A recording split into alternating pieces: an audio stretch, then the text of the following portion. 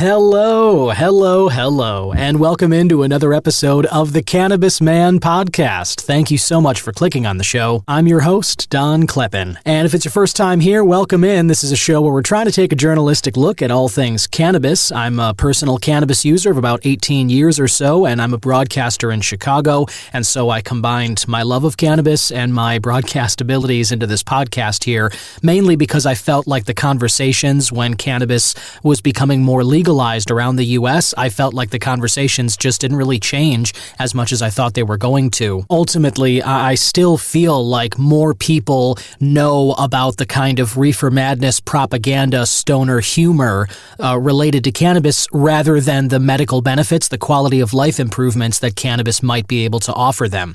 And so on this show, I like to interview experts in the space, whether they be entrepreneurs who are making new products for you to try or experiences for all of us to enjoy related to cannabis. I also talk with doctors, researchers who are looking into studying specific questions, answering what do specific cannabinoids, what symptoms do they elicit in all of us. And I speak with policymakers, government officials who have been elected or appointed who are now responsible for establishing framework, laws, policies that are going to be the foundation for legal cannabis in the future. Now, if you haven't been listening, I am in the middle of a dry month. I've been doing my own modified dry January.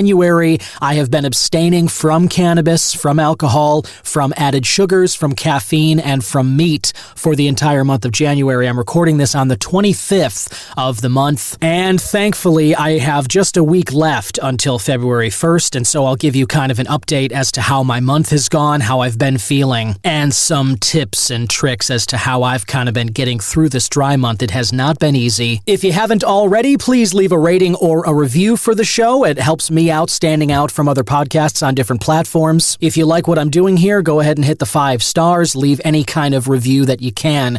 All of that is very much appreciated. And if you want to support the show, scroll down in the description notes and hit that support the show link, and it'll take you to the Buzzsprout subscription page. You can become a subscriber. You get a shout out from me in the next episode and an email saying thank you. And as I've said, any support that I can get for doing this is so much appreciated. And I've got some other news stories, some exciting events coming up related to cannabis, one of which I will be attending in person. I'm very much looking forward to it, not only getting back into being able to use cannabis, but to attending events like these and meeting other people in the community. So I'll get to all that and more on this episode of the Cannabis Man podcast.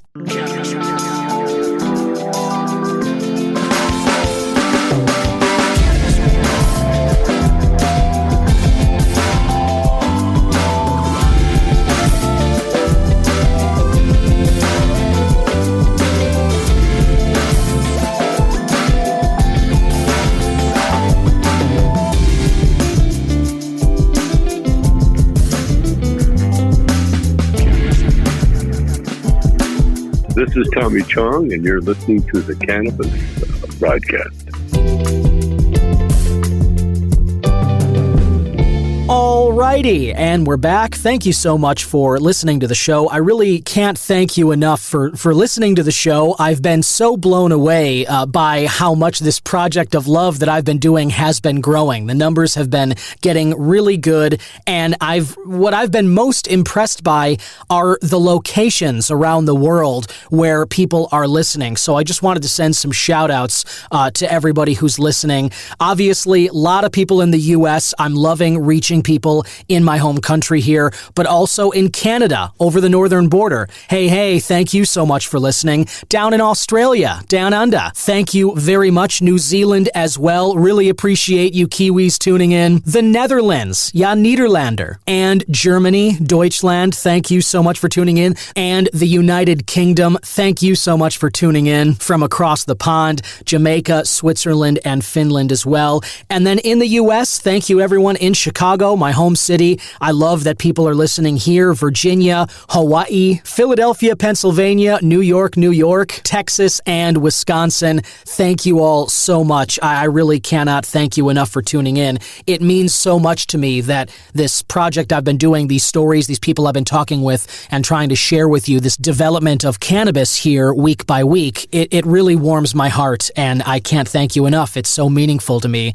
and I really, really appreciate it. And on that note, I I appreciate cannabis in general, and I can't tell you how much I'm looking forward to getting back into using cannabis. I mean, this dry month has been really, really difficult. I actually put out a poll a couple of weeks ago in the beginning of the month when I first started this dry month. I wanted to know who else has taken a tolerance break here in the cannabis community and what their experience was like. And so I put the poll out with the question, have you ever taken a tolerance break? And the options were, yes, I enjoy them, yes, and it sucked, no, but considering it, no, and never will. And for what it's worth, 75% of the respondents said yes, and it sucked. And I will count myself among those who say that dry months, I'm not lying to you here, these are not easy to get through. I think most of us I think most of you listening, I think myself, obviously, I have said in the past, and I'll continue to lean on cannabis heavily in my life for different reasons. I've leaned on it to help me get to sleep at night and stay asleep, kind of improve the quality of sleep in my mind. I use it to deal with stress or anxiety. I use it to deal with depression. I use it to deal with wanting some creative energy or focus. I use it for a lot of things. Any kind of nausea or stomach discomfort. I lean on cannabis for a lot of that stuff, and so going through this month as a regular daily user of cannabis for 18 years or so, going a month without it is difficult. It sucks. Not gonna lie, it does suck. But here I am sitting here talking to you on the 25th. I've got a week left until February 1st, and I'm thrilled. I have been feeling really good. As I've said to some of my coworkers and friends, people asking about the dry month and how it's going, because it's not just cannabis that I'm abstaining from, alcohol, added sugars, caffeine, and meat and all that, I've been noticing my sleep has been of good quality. And as I've talked about in episodes past, I'll mention it again, one of the things I notice is that my dreams are very, very vivid. It's normally tough for me to get down to sleep at night, and for help with that, I've been leaning on chamomile tea. I noticed that really does make a difference. I forgot to have some the other night. I just had peppermint tea instead, and I did have a hard time getting down to sleep. So the chamomile really does help. But I also think, I exercise as part of my routine to kind of help me get by without the cannabis, to deal with stress and anxiety and that kind of thing. Exercising in the morning really helps me get through that, as well as meditation, taking a 3-minute cold shower afterward. Those are parts of my routine that I've been leaning on more heavily during this dry month. Just to button up that poll, the other 25% who responded said no, but considering it. And I guess another question I've been getting as to why I'm doing this was because a tolerance break, I think it's good for all of us regular heavy users. Tolerance is something that we build up toward any substance, whether you're talking about caffeine, sugar, alcohol, or cannabis. We build up a tolerance to things that we use regularly. And so, there is a time, for instance, when I get back into cannabis, the first thing I'll start with is probably a pre-roll. I'll just light up a joint and see how that feels, and that is probably all I'm going to need when I get back into it to get through the evening. Just having one joint, whereas I might smoke 4 or 5 of those in a day when I'm using normally. Resetting that tolerance, I find, is also very good. Another thing is that I enjoy the clear-headedness. I was talking with my wife about this the other night, Gretchen, and I was saying to her that it's tough because one of the reasons I like cannabis so much as well is that it just takes the edge of life off in my mind. When my mind is sober and sharp, it can be kind of difficult. Maybe you have these thoughts that I have where you kind of spiral a little bit.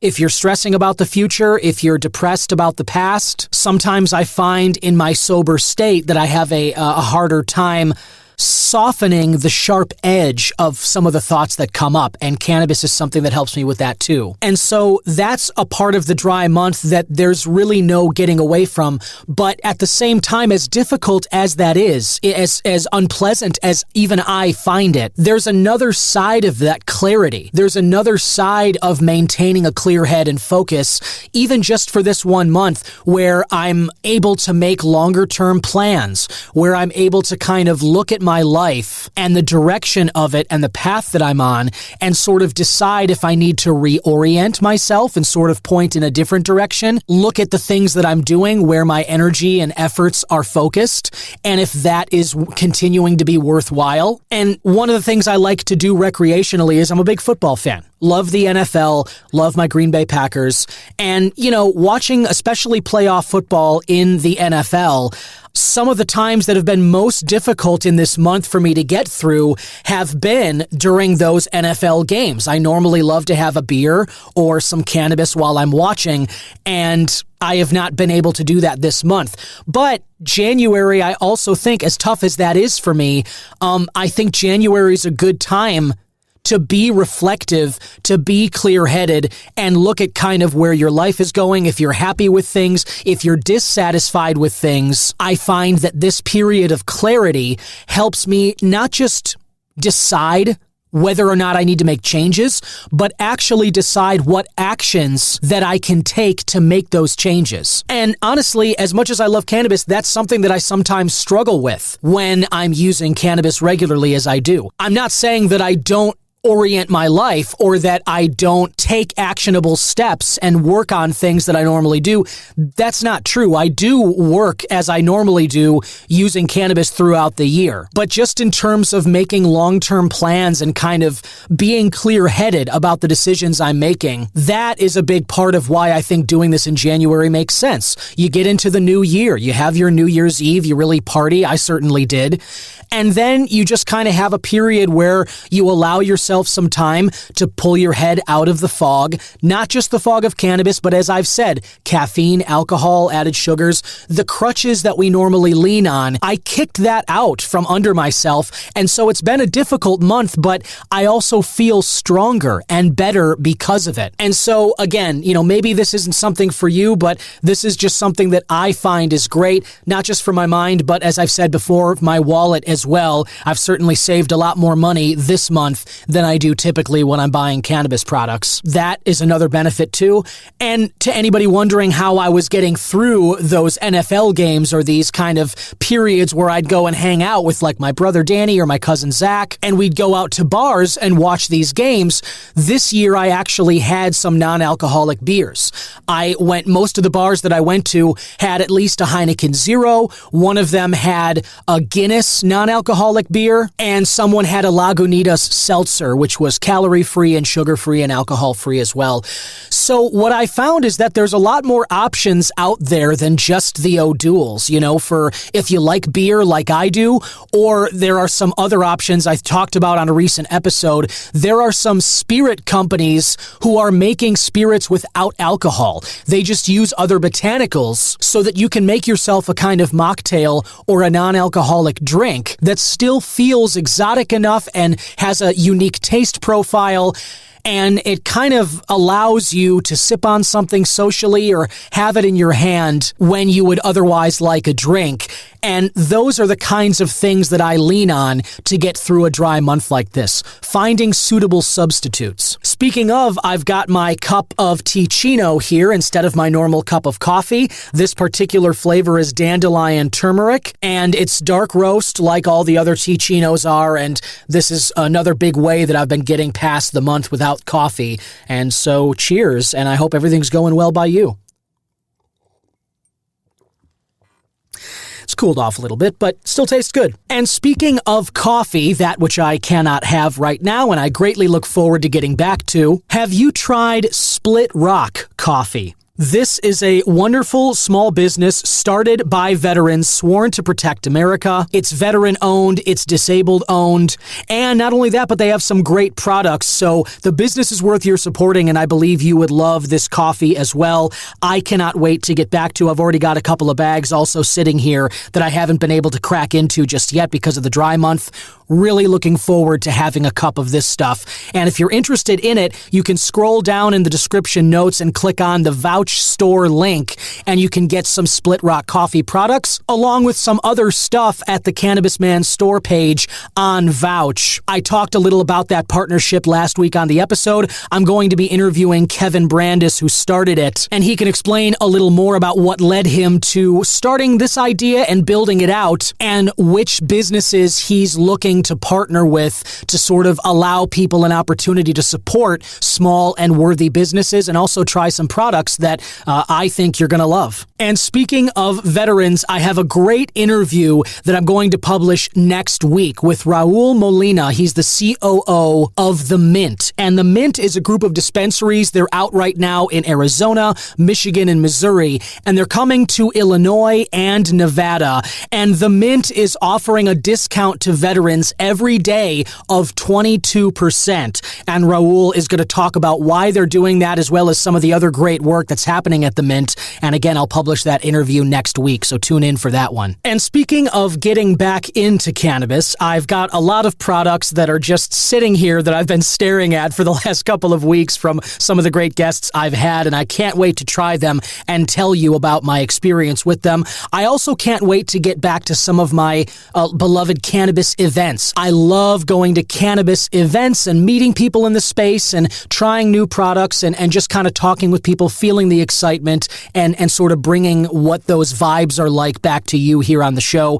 And on that note, there is an event I'm going to February 3rd, next Saturday. It is a smoke out here in the city of Chicago. Always love, especially local events for me. It's being put on by Tree Huggers Chicago. You may remember, listener, I interviewed Brenda Lee, who started Tree Huggers early on in the show. Check out that episode if you haven't listened to it. She really is doing great stuff, and she's gathered a wonderful group of people who are part of these events and whatnot. There's going to be live music. This is happening at a private speakeasy, delicious barbecue, different cannabis vendors, drinks, games, and raffles. Tickets are $20, and you can find her at Thriving Not Surviving on Instagram now and get yourself a ticket there. But as I said, I will be at this event. I'll be chatting with people, talking about cannabis, trying products, and if you can make it out, I really look forward to seeing you there. Now I'd like to get to a news story that I thought was worth bringing to your attention. This is a positive cannabis coverage. This is from neurosciencenews.com. Cannabis may enhance empathy and brain connectivity. Now, empathy I've heard a lot about in the past for cannabis users. I certainly feel it's helped me in that regard, and a lot of the cannabis community that I'm familiar with. These are some of the most empathetic people that you're likely to meet. What do we mean by empathetic? Emotional comprehension and intelligence, picking up not just what people are saying to you, but sort of feeling what they might be feeling, allowing yourself to put yourself in their shoes, to really understand and feel, to not just, again, listen to what they're saying to you, but read it on their face, in the tone of their voice, feel it yourself in your emotional center, what they might be going through or what they've been through. That relatability, that connectivity between us, one of the most valuable pieces of the cannabis community that I think is there. But the heightened functional connectivity in the brain, specifically, according to this article, the anterior cingulate cortex, a brain region crucial for empathy. The article goes on to say the increased connectivity was particularly notable with the left somatomotor cortex, suggesting a better understanding of others' emotions. The key facts that the article outlines here, just 3 of them. 1, regular cannabis users demonstrated higher emotional comprehension, particularly in understanding others' emotions compared to non-users. 2, enhanced functional connectivity was observed in the ACC, especially with the left SMC, in cannabis users, indicating a deeper empathic processing. 3, the findings challenge traditional views of cannabis effects, suggesting potential positive impacts on empathy and social interactions. The study, for what it's worth, involved 85 regular cannabis users and 51 non-users, and they used an fMRI to look at the brain's functioning. I won't go through the rest of the article article. You should read it yourself, and I will share it in these description notes like I typically do with the articles I bring up on the show. Highly recommend you read the rest of it. A lot of good information in here. But on the flip side, unfortunately, if you've listened to the show at all, you've heard me talk about the lingering stigma that still exists against cannabis, the propaganda, the sort of ripple effects of reefer madness that society is still grappling with to this day. And this next news story has been making the rounds. I'm sure you've already seen it, but if not, I thought it was worth bringing to your attention for a few reasons. So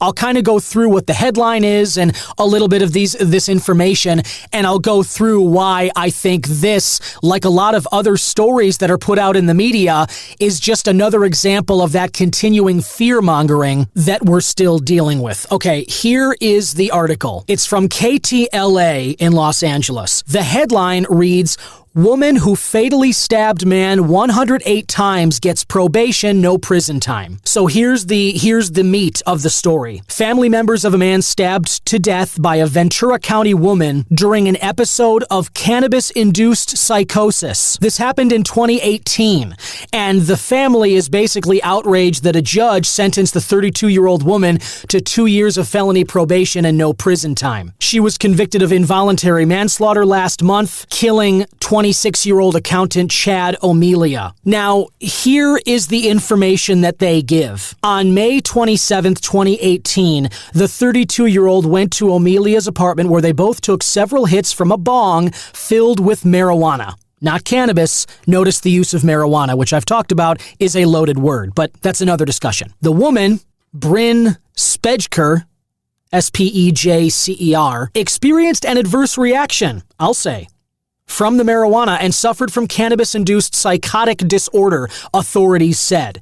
During that psychotic break, she stabbed O'Melia multiple times, eventually killing him. She also stabbed herself repeatedly. Now, I'm not going to go on and read the rest of this garbage because I think you can already see where this is going. This, to me, screams of the typical reefer madness propaganda fear-mongering of the last century. Here's my first question. Did they actually test what was in that bong that she smoked out of, or did they just see the bong and say, oh, that was marijuana? Because stabbing somebody 108 times and then, for what it's worth, stabbing herself in the neck, that doesn't sound like any stoners that I know. There was something else in that bong. I don't know if the weed was laced. I don't know if it was salvia. I don't know any of that because, shocking, there is no toxicological report or evidence in this article. No one says what her blood told investigators. Nobody said what actually was tested in that bong. This article gives none of those details. All it does is go on to sort of spell out how psychotic and ridiculous of an episode this was. But I got news for you. There are people out there who stab people all the time without smoking bongs of anything. And there's a lot more people who are smoking bongs around the world who don't go on and stab somebody over 100 times. So what bothers me as somebody who's in the media and who knows how these things work, this garbage is going to circulate for the next 3 fucking weeks. And everyone's going to be talking about how a psycho stabbed someone for 100 times after smoking a bong, setting us back 30 fucking years to the last century and talking about reefer fucking madness again. We are going backwards with coverage like this. This is not unbiased and neutrally presented. This is meant to stoke fear. This is meant to keep people afraid of cannabis. That's all stories like this serve to tell people. So I'm not going to spend any more time on it. I'm not even going to share this story. You'll be able to find it wherever you look. I'm positive of that. But when you are reading the body of whatever story you see related to this, I encourage you, look for chemical evidence. Look for what her blood had present in it. Look for any reports of what investigators found definitively in that bong, not just what police said that she had smoked. You will not find it. And that's why, to me, this is not neutrally neutral or unbiased in its reporting. This is bullshit. This is the same old bullshit that we learned in the DARE public education rooms. This is the same old bullshit that was coming from the Nixon White House. And, I got to calm down a little bit here. Unfortunately, I can't use cannabis to help me calm down today as I'm still in this dry month. But boy, this has really got me riled up if you can't tell. And I apologize for the language, listener, but it's just, this is something that obviously gets under my skin. This bothers me a lot when stories are not presented neutrally, and it's the same old reefer madness propaganda that we're dealing with 50 years down the line from the Nixon White House. This is 50 years since the war on drugs started, and the attempts to tie cannabis to psychotic behavior like this. That's what bothers me. For what it's worth, I will reach out to some doctors, anybody who's in this area who maybe can talk more about it. I hope to bring you an interview related to this subject, so maybe we can explore it and peel back the layers a little bit more. But my point to you right now, and the way that I want to end this episode, is this. We cannot live in fear. I know the news, the 24/7 news, and I'm somebody who works in radio news, and I try very hard not to be a fearmonger. I try very hard not to just ring the alarm bell every time I'm on the mic, telling people something new they need to be afraid of. I think that's very irresponsible, and I think it's criminal. It's getting to a point where if you look at the violent crime statistics for last year, it fell 10% across the country in major cities. And yet, if you ask people what they think about violent crime, if it's trending downward or upward, what do you think they're going to say?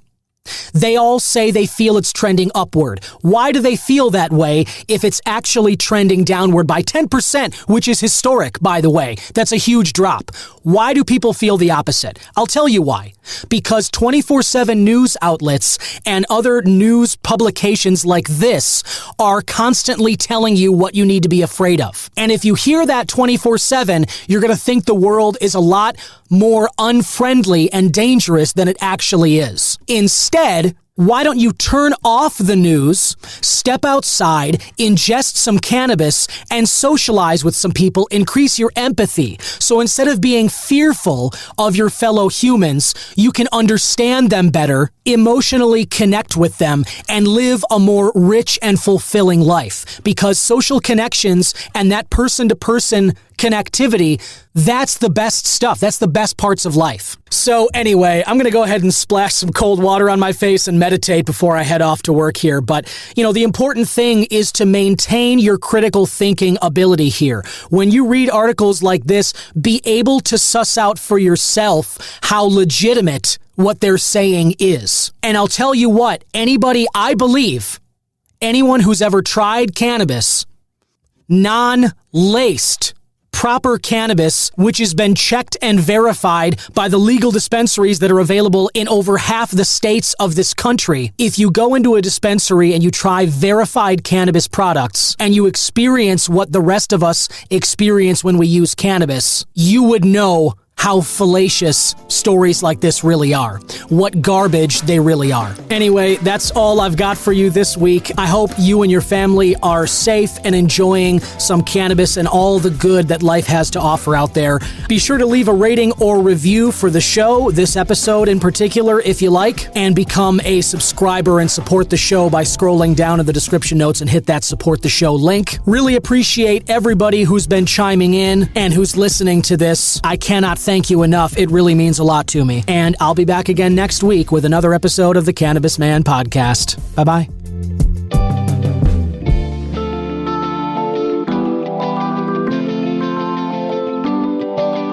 Cannabis Man is 100% originally crafted by myself, Don Kleppen. Original theme music written and composed by Yusu Kim, aka Goodson.